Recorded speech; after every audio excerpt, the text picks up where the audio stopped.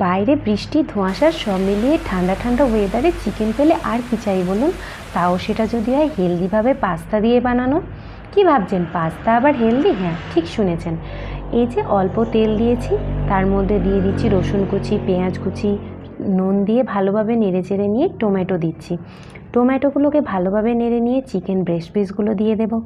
Chicken breast পিসগুলোর মধ্যে সামান্য কিছুটা গোলমরিচ দিয়ে ভালোভাবে নেড়ে চেড়ে নিয়ে ঢাকা দিয়ে রাখছি, যাতে জল বেরিয়ে চিকেনটা মশলাটার সাথে ভালোভাবে সেদ্ধ হয়ে যায়। আর এদিকে আমি নিয়েছি পাস্তা, যেটা জলের মধ্যে তেল আর নুন দিয়ে ফুটিয়ে সেদ্ধ করে নিয়েছি। এটা আমি হোল হোয়াইট সুজির পাস্তা নিয়েছি, আপনারা যখন দোকান থেকে কিনবেন দেখে নেবেন। আর সব কিছু মিলিয়ে মিশিয়ে যখন রেডি হয়ে গেছে চিকেনটা, তখন আমি এর মধ্যে পাস্তাগুলোকে দিয়ে নেড়ে চেড়ে নিচ্ছি। আপনারা চাইলে এই রেসিপিটা বাটার দিয়েও বানাতে পারেন। বাটার দিলে টেস্টটা আরও দ্বিগুণ বেড়ে যায়। আপনারাও বানিয়ে জানাবেন